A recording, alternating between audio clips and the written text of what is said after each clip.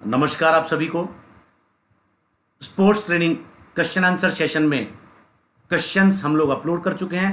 प्रस्तुत है इसकी आंसर की।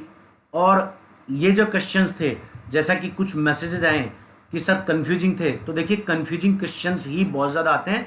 इसीलिए मैं आपसे कहता हूं कि पहले एक बार आप जो सुबह 5 बजे टॉपिक अपलोड किया है उस टॉपिक को आप लोग पढ़ लें। पढ़ने के बाद जब आप इसे करेंगे तो आपके लिए इजी हो जाएगा और लाइफ में आप कभी नहीं भूल पाएंगे। तो चलिए शुरू करते हैं पहले प्रश्न के उत्तर से। पहला प्रश्न था पेपर प्लान क्या कहलाता है। तो देखिए इसका सही उत्तर है, हम बात करें स्ट्रेटेजी, इसका सही उत्तर है स्ट्रेटेजी। पेपर प्लान कहा जाता है जब भी कभी टीम की बैठक होती है, प्री मैच, मैच से पहले टीम की जो बैठक होती है, उस टीम की बैठक के अंदर यह प्लान किया जाता है कि हमें मैच के अंदर कैसे परफॉर्म करना है। इन वेरियस सिचुएशंस, अलग अलग परिस्थितियों के अंदर हमारा प्लान क्या होगा, और इसके लिए व्हाइट बोर्ड, ब्लैक बोर्ड या मैं कहूं मैग्नेटिक बोर्ड का प्रयोग किया जाता है। पुराने समय में नहीं होता था तो पेपर के ऊपर समझाया जाता था, तो इसे इसलिए पेपर प्लान कहा जाता था। और वह जो स्ट्रेटेजी बनाई जाती थी, अब यह बात आती है कि उसको जब मैच में इंप्लीमेंट किया जाता था तो यह इंप्लीमेंटेशन टैक्टिक्स कहलाता है। पेपर प्लान, मैच से पहले जब आप बैठकर टीम की मीटिंग के अंदर एक स्ट्रेटेजी, एक प्लान बनाते हैं, वह स्ट्रेटेजी कहलाते हैं, जिसको हम लोग अपनी सामरिक दक्षता भी कह सकते हैं। और जब उस पेपर प्लान को, उस स्ट्रेटेजी को, उस बनाए गए, मतलब यह हार्ड एंड फास्ट होता है, हम मैच में इंप्लीमेंटेशन करते हैं तो वह टैक्टिक्स कहलाता है। टीम की घोषणा और टीम फॉर्मेशन से इसका कोई लेना देना नहीं है। पेपर प्लान स्ट्रेटेजी होता है, ऑलवेज प्री मैच बनाया जाता है, और जब यह मैच में इंप्लीमेंट किया जाता है तो यह टीम की टैक्टिक्स कहलाती है। ये 3-4 शब्द आते हैं, मैं कभी आपको स्पोर्ट्स ट्रेनिंग में इनके बारे में जब आएंगे हम लोग टेक्निकल ट्रेनिंग के ऊपर, टैक्टिकल ट्रेनिंग के ऊपर, तो आपको बहुत अच्छे से समझाऊंगा। स्किल, टेक्निक, टैक्टिक्स, स्ट्रेटेजी, इनके ऊपर लंबे लंबे चैप्टर्स चलेंगे, और यह कोच के लिए आवश्यक है कि उसको ये सब पता होना चाहिए। दूसरा प्रश्न कहलाता है कि फुटबॉल में खिलाड़ी के शानदार गोल को क्या कहेंगे। फुटबॉल में खिलाड़ी के शानदार गोल को क्या कहेंगे। तो भैया सीधी सी बात है, फुटबॉल में खिलाड़ी के शानदार गोल को हम उसकी स्किल कहते हैं। अब बहुत से लोग यहां कहेंगे कि साहब दक्षता, चतुराई। देखिए दक्षता परफेक्शन होता है, परफेक्ट आज तक कोई भी खिलाड़ी नहीं बन पाता है। प्रत्येक खिलाड़ी अपने एक स्तर तक पहुंचने के लिए अपना सर्वश्रेष्ठ प्रयास करता है, उसे ऑप्टिमम कहा जाता है। किसी भी व्यक्ति का ऑप्टिमम किसी को भी नहीं पता। यूसेन बोल्ट ने जब पहली बार वर्ल्ड रिकॉर्ड तोड़ा था तो वो उसका पहला ऑप्टिमम प्रयास था, दूसरी बार तोड़ा तो दूसरा ऑप्टिमम प्रयास था। उससे पहले बहुत से लोग जो है वो 10 सेकंड के अंदर 100 मीटर की दौड़ कर ही नहीं पाए थे। तो कोई भी खिलाड़ी अपना सर्वश्रेष्ठ जानता नहीं है, इसलिए उसका उत्तर नहीं होगा। चतुराई, चतुराई और स्किल का लगभग लगभग रिलेशन है। चतुराई भी हो सकता था, लेकिन स्किल इसको हमने क्यों कहा, स्किल इसलिए कहा क्योंकि खेलों के अंदर एक टेक्निकल वर्ड बनाया हुआ है। वह क्या है कि कुछ खेलों की बेसिक तकनीक होती है, जैसे फुटबॉल में ड्रिबलिंग करना।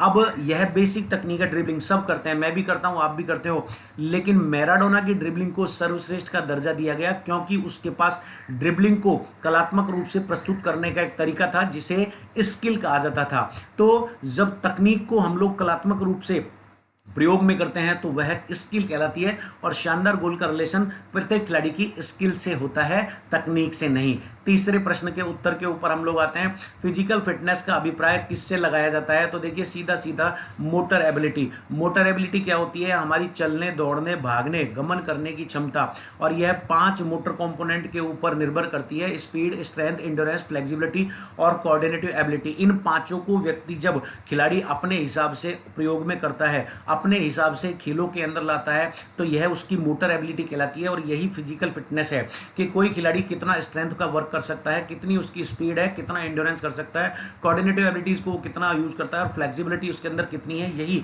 पांचों को, अगर पांचों किसी व्यक्ति के पास है तो उसे फिजिकली फिट कहा जाएगा। मोटर लर्निंग का मतलब होता है खेल के अंदर सीखने की क्रियाएं, गामक क्रियाओं को जब हम ट्रेनिंग के अंदर सीखने के प्रयोग से काम में लेते हैं, वह मोटर लर्निंग कहलाती है। जैसे प्रतिदिन अच्छे खिलाड़ी जो है वो वार्म अप के अंदर स्प्रिंटिंग, स्ट्राइडिंग, ये सारा काम करते हैं। खेल दक्षता, फिर मैंने भी आपको बताया था कि स्पोर्ट्स परफेक्शन हम लोग बात नहीं करेंगे। स्पोर्ट्स परफेक्शन जो है वो ट्रेनिंग का लक्ष्य हो सकता है, और फिजिकल ट्रेनिंग फिजिकल फिटनेस से रिलेशन में नहीं है। फिजिकल ट्रेनिंग बिल्कुल एंटायर अलग है, तो इसका सही उत्तर है मोटर एबिलिटी। अगला प्रश्न तीसरा है, निम्न में से कौन सा घटक खिलाड़ी के व्यक्तित्व को बेहतर बनाता है। तो आप समझिएगा व्यक्तित्व का मतलब है पर्सनैलिटी, और पर्सनैलिटी जो है वह पर्सोना शब्द से पैदा हुआ है। पर्सोना का मतलब होता है मास्क, और मास्क मतलब आदमी के अंदर क्या है और बाहर अपने आप को वो कैसा दिखाता है, यह उसकी मनोवैज्ञानिक क्षमता कहलाती है। आपके दिमाग में क्या चल रहा है, आप अपने अंदर के व्यक्तित्व को बाहर कैसे प्रस्तुत करते हैं, यह खिलाड़ियों के अंदर सबसे ज़्यादा उसको बताया जाता है। क्योंकि एक खिलाड़ी सबसे ज़्यादा, जब स्पेक्टेटर्स देखिए अंतर्राष्ट्रीय मैचों के अंदर लाखों लाखों लोग मैच देखने के लिए आते हैं, 1 लाख लोग तो नॉर्मल बात होती है। इंग्लिश प्रीमियर लीग के अंदर चले जाइए, भारत में अगर किसी क्रिकेट मैच की बात करें तो लोग दीवाने हो जाते हैं मैच को देखने के लिए। वहाँ खिलाड़ियों के ऊपर एक साइकोलॉजिकल प्रेशर होता है। वह प्रेशर क्या होता है? अच्छा करने का, बुरा करने से बचने का, टीम को जिताने का, लेकिन फेयर मींस अच्छे तरीके लेकर साथ चलने का। तो यह व्यक्तित्व के ऊपर खिलाड़ी के बहुत ज़्यादा फर्क डालता है। आप लोगों ने देखा होगा कि पाकिस्तान का एक क्रिकेटर था इंजमामुल हक, उसको जब किसी ने पीछे से टोका टाकी करी तो वह दर्शक दीर्घा के अंदर खिलाड़ी को मारने चला गया, क्योंकि वह मनोवैज्ञानिक रूप से मजबूत नहीं था और उससे उसकी छवि जो है वो नेगेटिव बनी। जिनेडिन जिनाड फ्रांस का जो खिलाड़ी था, उसको इटली और फ्रांस के मैच के अंदर इटली के डिफेंडर ने गंदी गंदी कुछ बातें कही, जिससे उसका साइकोलॉजिकल रिकॉर्ड डिस्टर्ब हुआ और जिनेडिन जिनाड ने उस इटली के डिफेंडर के ऊपर चेस्ट पर जाकर बट मारा, जिससे उसकी पर्सनैलिटी नेगेटिव गई और रेफरी ने उसको रेड कार्ड शो कर दिया। तो व्यक्तित्व को पूर्णतः हमारा साइकोलॉजिकल कोर या साइकोलॉजिकल कंपोनेंट जो है वह निर्धारित करता है और यह बताता है कि व्हाट इज यू या the real you. The real you क्या कहा जाता है? द रियल यू, हम एक उंगली सामने कर रहे हैं लेकिन 3 उंगली मेरी तरफ की है, क्योंकि हमें पता है कि हमारे अंदर क्या बेस्ट है और क्या कमियां हैं। तो यह द रियल यू कहलाता है। साइकोलॉजिकल कोर एक खिलाड़ी की पर्सनैलिटी को सबसे ज्यादा इफेक्ट करता है। चौथा प्रश्न, खेलों में लगातार बेहतर प्रदर्शन किस चीज के ऊपर निर्भर करता है? तो देखिए, खेलों में लगातार बेहतर प्रदर्शन, हमने अभी जस्ट थोड़ा देर पहले बात करी थी, यह हमारी टेक्टिकल एबिलिटी के ऊपर निर्भर करता है। टेक्टिकल एबिलिटी क्या कहलाती है? जैसा मैंने पहले भी आपको इस प्रीवियस लेसन के अंदर जो हमारा स्पोर्ट्स ट्रेनिंग का लेसन था, मैंने आपको बताया था सचिन तेंदुलकर को सचिन तेंदुलकर बनने के लिए 1 दिन नहीं सालों साल लगे, और सचिन तेंदुलकर को सचिन तेंदुलकर बने रहने के लिए प्रतिदिन नियमित और कड़े कठिन अभ्यास की आवश्यकता पड़ी। अब यह कब होगा? यह तब होगा जब वो एक व्यवस्थित ट्रेनिंग करे और उसके अंदर एक जीत की इच्छा हो। लेकिन इसके लिए उसको क्या करना पड़ेगा? उसको एक पेपर प्लान बनाना पड़ेगा। एवरीडे मुझे इस चीज के ऊपर काम करना है, इतना मुझे वार्म अप करना है, इतनी स्ट्रेंथ ट्रेनिंग करनी है, इतना मुझे एंड्योरेंस डेवलप करना है, इतना मुझे बैटिंग के ऊपर जोर देना है, इतना मुझे बॉलिंग के ऊपर जोर देना है। तो हमने जैसा पहले आपको पहला प्रश्न था बताया था कि पेपर प्लान क्या होता है? पेपर प्लान स्ट्रेटेजी होती है कि मुझे इस तरह से करना है, लेकिन स्ट्रेटेजी को जब मैच के अंदर हम लोग प्रयोग में लाए तो वह टैक्टिक्स कहलाती है। तो यही चीज कि सचिन तेंदुलकर ने अपनी टैक्टिक्स स्ट्रेटेजी प्रतिदिन के लिए बनाई और उसको जब प्रतिदिन उसने परफॉर्म किया, बेहतर प्रदर्शन करने के लिए उसने प्रतिदिन यह सारा काम किया, व्यवस्थित ट्रेनिंग करी, टीम के साथ कोऑर्डिनेट भी किया, जीत की इच्छा भी रखी, अभ्यास किया, वार्म अप किया, तो ये सब उसकी प्रतिदिन की टैक्टिक्स कहलाई। तो खेलों में लगातार बेहतर प्रदर्शन तभी होता है जब आप अपनी टेक्निकल एबिलिटी के ऊपर फोकस करें, और टेक्निकल एबिलिटी का सीधा सीधा रिलेशन स्ट्रेटेजी से होता है। अगले प्रश्न के ऊपर आइए। अच्छे खिलाड़ी को बेहतर खेल प्रदर्शन के लिए आवश्यक होता है। अच्छे खिलाड़ी को बेहतर खेल प्रदर्शन के लिए आवश्यक क्या होता है? तो देखिए, पूरे वाले पीछे वाले प्रश्न से जुड़ा हुआ है, लेकिन यहाँ इसने इसको चेंज कर दिया है कि अच्छे खिलाड़ी को बेहतर खेल प्रदर्शन के लिए क्या आवश्यक होता है। मोटर लर्निंग, जब वो खिलाड़ी बना था तो वो सीख कर आ चुका था। न्यूरोमस्कुलर कोऑर्डिनेशन, एक खिलाड़ी के अंदर ऑलरेडी होती है। ट्रेनिंग एक पार्ट है जो उसको बेहतर बना सकती है, लेकिन यहाँ जो प्रश्न आया है वह प्रश्न आया है प्रदर्शन से रिलेटेड प्रश्न की इसने बात करी है, और प्रदर्शन के बारे में इसने स्पष्ट तौर पर कहा है। परफॉर्मेंस हम जब देते हैं तो देखिए, परफॉर्मेंस जो होती है वह स्किल ओरिएंटेड होती है और यह खिलाड़ी के मोटिवेशन के ऊपर निर्भर करता है। कोई खिलाड़ी जब मैदान के अंदर उतरता है तो वह सोच कर जाता है कि आज मुझे अपनी टीम को जिताना है, इसके लिए अंदर से प्रेरणा लेता है। कोई खिलाड़ी जब मैदान के अंदर जाता है तो वह यह सोच कर जाता है कि आज मैं अपने प्रदर्शन में 70 लगाऊंगा, तो यह उसके लिए दर्शकों से मोटिवेशन लेता है, दर्शकों से चीयर अप लेता है। तो मोटिवेशन जो होती है वह सीधा सीधा खिलाड़ी के खेल प्रदर्शन, स्पोर्ट्स परफॉर्मेंस पर निर्भर करती है। अब यह मोटिवेशन कई तरह की हो सकती है। जब मैं कभी अभिप्रेरणा का चैप्टर आपको पढ़ाऊंगा तो बहुत अच्छे से इसको स्पष्ट कर दूंगा, लेकिन आंतरिक प्रेरणा होती है वह खिलाड़ी को सबसे ज्यादा प्रभावित करती है अच्छे खेल प्रदर्शन के लिए। और बाह्य प्रेरणा के अंदर आते हैं दर्शक, लेकिन बाह्य प्रेरणा में कभी कभी हम लोग नेगेटिव मोटिवेशन भी ले लेते हैं, क्योंकि दर्शक जो होते हैं वो दोनों टीमों के होते हैं, तो आपके खेल प्रदर्शन को, लेकिन बात सीधी सीधी जुड़ती है प्रेरणा से। अगर मुझे अच्छा खेल प्रदर्शन करना है तो मुझे प्रेरणा के ऊपर, मतलब अगर मुझे अंत प्रेरित में हूं कि मैं आज अच्छा परफॉर्मेंस करूंगा तो मैं अच्छा खेल प्रदर्शन दे पाऊंगा, स्पोर्ट्स परफॉर्मेंस कर पाऊंगा। अगला प्रश्न, खेल प्रशिक्षण का उद्देश्य क्या है? तो देखिए, खेल प्रशिक्षण का सीधा सा उद्देश्य जब आप इसके अंदर देखेंगे तो एक खिलाड़ी को अच्छा खिलाड़ी बनाना, एक खिलाड़ी को अच्छा खिलाड़ी बनाना, और एक खिलाड़ी, सामान्य खिलाड़ी जब अच्छा खिलाड़ी बन जाएगा तो वो क्या कहलाएगा? वह परफेक्ट खिलाड़ी कहलाएगा। और परफेक्ट खिलाड़ी, स्पोर्ट्स ट्रेनिंग क्या करती है? इंडिविजुअल खिलाड़ी को ट्रेन करने का काम करती है। देखिए, ट्रेनिंग के अंदर हम लोग 5 मोटर कंपोनेंट के ऊपर भाग देते हैं। यह स्पोर्ट्स ट्रेनिंग नहीं है, यह स्पोर्ट्स ट्रेनिंग नहीं है। यहाँ खेल प्रशिक्षण की बात की जा रही है। खेल प्रशिक्षण स्पीड, स्ट्रेंथ, इंडोरेंस और इनके साथ ही अलग अलग जो खेलों की ट्रेनिंग की विधियां हैं, रेजिस्टेंस ट्रेनिंग, प्लायोमेट्रिक ट्रेनिंग, ये इंडिविजुअल खिलाड़ी के ऊपर अप्लाई की जाती है।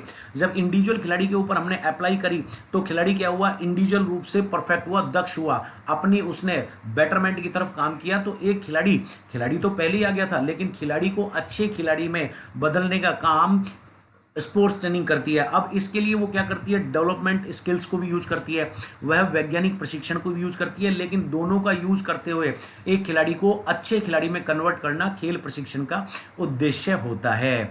अगला प्रश्न, अच्छी लॉन्ग जंप के लिए आवश्यक है। अच्छी लॉन्ग जंप के लिए तो देखिए, सीधा सीधा सा ये न्यूटन के तीसरे नियम के ऊपर जा रहा है। क्रिया और प्रतिक्रिया का नियम लॉन्ग जंप के ऊपर लागू होता है। लॉन्ग जंप हम लोग जब कर पाएंगे जब हम लोग क्रिया और प्रतिक्रिया का नियम लगाएंगे, मतलब जितना बल जो है हम टेक ऑफ बोर्ड के ऊपर लगाएंगे उतना ही हमको जंप मिलकर आएगा। तो जंप मिलेगा तो भैया पैराबोला बनेगा। पैराबोला कब बनता है? जंप मिलने के बाद। न्यूरोमस्कुलर कोऑर्डिनेशन तो जब उसने जंप स्टार्ट करी थी, दौड़ना स्टार्ट किया था, eye hand coordination, leg hand coordination उसने कर दिया। टेक ऑफ बोर्ड का मटेरियल सभी के लिए एक समान होता है, लेकिन अगर वो टेक ऑफ बोर्ड पे एक्सप्लोजिव स्ट्रेंथ के साथ न्यूटन के क्रिया और प्रतिक्रिया के नियम को इंप्लीमेंट नहीं करेगा, वह पूर्ण बल को टेक ऑफ बोर्ड के ऊपर अपने शरीर के जो उसका लैंडिंग पैर है, उस लैंडिंग पैर के साथ उसको जब तक वह बल इंप्लीमेंट नहीं करेगा तब तक उसकी मांसपेशियों के अंदर संकुचन की पावर नहीं आएगी। एक बार अगर उसकी मांसपेशियों के अंदर स्ट्रेंथ है और उसने एक्सप्लोजिव स्ट्रेंथ का प्रयोग कर दिया तो फिर उसका पैराबोला भी अच्छा बनेगा, और फिर चाहे टेक ऑफ बोर्ड का मटेरियल कैसा भी हो, अगर खिलाड़ी के अंदर एक्सप्लोजिव स्ट्रेंथ है तो वह मांसपेशियों को संकुचित करने की क्षमता रखती है। एक्टिन, मायोसिन, फिलामेंट एक दूसरे के ऊपर काम करते हैं और उसी से अच्छा पैराबोला बनता है। तो सबसे पहले पैराबोला तो आवश्यक है, लेकिन पैराबोला बनाने के लिए क्या आवश्यक है? एक्सप्लोजिव स्ट्रेंथ प्राइमरी कंडीशन के अंदर। तो इसका सही उत्तर है एक्सप्लोजिव स्ट्रेंथ। अगले प्रश्न के ऊपर हम लोग आते हैं, सामान्य व्यक्ति और खिलाड़ी में मूल अंतर क्या होता है? सामान्य व्यक्ति अपने बेड पे अगर सोता भी रहे तो कोई फर्क नहीं पड़ता, लेकिन खिलाड़ी को प्रतिदिन सुबह, दोपहर, शाम, कभी कभी 2, कभी कभी 3 सेशन के अंदर भी काम करना पड़ता है। सामान्य व्यक्ति तो डाइट के अंदर कुछ भी खा ले, लेकिन खिलाड़ी को pre match diet, post match diet और मैच के दौरान इंटरवल डाइट के ऊपर बहुत ज्यादा फोकस करना पड़ता है। सामान्य और सामान्य व्यक्ति और खिलाड़ी के अंदर क्या अंतर है? सामान्य व्यक्ति अपनी रूटीन लाइफ को चेंज कर सकता है, लेकिन खिलाड़ी का रूटीन चेंज नहीं हो सकता। सुबह का मतलब सुबह, ट्रेनिंग सेशन का मतलब ट्रेनिंग सेशन। मंडे को अगर आपको एंड्योरेंस करना है, ट्यूसडे को अगर आपको रेजिस्टेंस करना है, वेडनेसडे को आपको स्ट्रेंथ करना है, तो ये करना ही करना है। तो इसका मतलब क्या हुआ? खिलाड़ी के जीवन में सामान्य व्यक्ति से अनुशासन का ज्यादा महत्व है। अगर एक खिलाड़ी डिसिप्लिन्ड है तो ही उसकी स्पोर्ट्स लाइफ ज्यादा लंबी चल पाएगी। अगर खिलाड़ी डिसिप्लिन्ड नहीं है तो उसकी स्पोर्ट्स लाइफ बहुत जल्दी खत्म हो जाएगी। तो सामान्य व्यक्ति और खिलाड़ी में मूल अंतर अनुशासन का है। अनुशासन उसकी जीवन पद्धति का भी, उसकी व्यक्तित्व का भी, उसकी लाइफ स्टाइल का भी, ट्रेनिंग का भी, सभी चीजों के अंदर जब तक खिलाड़ी डिसिप्लिन्ड नहीं है तब तक खिलाड़ी के अंदर अच्छा बनने के गुण नहीं आ पाएंगे, वो सामान्य बन जाएगा। अगला प्रश्न, चलने और दौड़ने जैसी हलचलों को क्या कहा जाता है? तो देखिए, मैं पहले भी आपको एक्सप्लेन कर चुका हूं, ये हमारी मौलिक गतिविधियां होती है। मौलिक गतिविधियां क्या होती है? बच्चा पैदा होता है तो लेटता है, हाथ और पैर सदा ऊपर रखकर खेलता रहता है, इसे खेल की थ्योरी भी कहा जाता है। फिर वो क्या करता है? वह रेंगना शुरू करता है घुटनों के बल, फिर वह लड़खड़ा कर चलना शुरू करता है, फिर दौड़ना लगता है, और फिर बुढ़ापे में जब वो आता है तो क्या आता है कि यही स्टेज उल्टी हो जाती है। अब ये ऐसी चीजें हैं जिनको कोई सिखाता नहीं है। बच्चे अगर बेड पे लेटा हुआ है तो वह अपने आप ही खेलेगा, अपने आप ही घुटनों के बल चलना सीखेगा, अपने आप ही लड़खड़ा कर चलना सीखेगा, सहारा लेकर, और अपने आप दौड़ना सीखेगा। और ये हम सिखाते भी नहीं है, पीढ़ी दर पीढ़ी ये ट्रांसफर होती रहती है। हमारे माँ बाप भी यही करता है, हमारे दादा भी यही करता है, हमारे बच्चे भी ये करेंगे, उनके बच्चे भी यही करेंगे। ये मौलिक गतिविधियां होती है, बेसिक गतिविधियां होती है, फंडामेंटल एक्टिविटीज होती हैं। ऐसी गतिविधियां जिनको किसी को सिखाने की आवश्यकता नहीं पड़े, वह मौलिक गतिविधियां कहलाती है। तो इन चीजों को आप स्पष्ट कर लीजिएगा, ये मौलिक गतिविधियां हैं। हाँ, अगर यह पूछा जाता है कि चलने और दौड़ने जैसी हलचलों को शरीर के संदर्भ में क्या कहा जाता है, तो जब बॉडी का हम रेफरेंस डाल देते तो फिर आती है बड़ी मांसपेशियों की हरकत, क्योंकि हाथ और पैर की मांसपेशियां बड़ी मांसपेशियां कहलाती है। इन रेफरेंस ऑफ बॉडी अगर डाला जाता शरीर के संदर्भ में तो इसका उत्तर चेंज हो जाता, लेकिन इसने जस्ट इतना पूछा है कि चलने और दौड़ने जैसी हलचलों को क्या कहा जाता है, तो ये मौलिक गतिविधियां, मूलभूत गतिविधियां, फंडामेंटल एक्टिविटीज कहलाती हैं। अगला प्रश्न खत्म हो गया भैया प्रश्न, आप चैनल को ज्वाइन कर लीजिएगा। बहुत जल्दी ज्वाइन करने वाले लोगों के लिए हम लोग लाइव सेशंस अरेंज करेंगे। साथ ही मैं आपसे उम्मीद करता हूं कि आप लोगों को अगर ये सेशंस पसंद आ रहे होंगे, अच्छे लग रहे होंगे, तो लाइक का बटन जरूर दबाएं। लाइक के बटन दबाने से क्या होता है कि यूट्यूब हमारे को अच्छे अच्छे ऑफर्स देता है, क्रिएटर के लिए भी, साथ ही जो हमारे सब्सक्राइबर है उनके लिए भी। साथ ही शेयर जरूर करें, शेयर करने से क्या होगा कि हमारा परिवार बड़ा होता चला जाएगा। कहाँ शेयर करना है, जो भी व्हाट्सएप ग्रुप आपको बड़ा मिले उस पर कर दीजिए, टेलीग्राम के ऊपर कर दीजिए, और अपनी अपनी फेसबुक वॉल पे तो लगा ही लीजिए अगर आप लोग यह समझते हैं कि हमें अच्छा करना है और लोगों को साथ लेकर चलना है। साथ ही जैसे मेरे पास अभी कमेंट्स आ रहे हैं और वो कमेंट पढ़कर मुझे बहुत अच्छा भी लग रहा है। कुछ लोगों ने ये निवेदन किया है कि सर अभी हमारे पास पैसे नहीं है। कोई घबराने की बात नहीं है, मैंने आपको बाध्य नहीं किया है। 59 रुपीज़ कोई बड़ी रकम नहीं है। आपके लिए मैं ये फ्री वीडियोस भी डालता रहूंगा, और वो जो लाइव सेशंस हैं वो 59 रुपीज़ देकर जो मेंबर बन जाएगा उनके लिए रहेगा। अब वो थोड़ा सा उनके लिए स्पेशल हो जाएगा। कुछ लोग क्रिटिसाइज भी कर रहे हैं कि सर ये तो फ्री था, तो भैया बाकी सारी चीज़ तो फ्री दे रहा हूँ। अगर 59 रुपीज़ देने से आपको तकलीफ हो रही है तो मत कीजिए, मैं तो आपसे हाथ जोड़कर निवेदन कर रहा हूँ।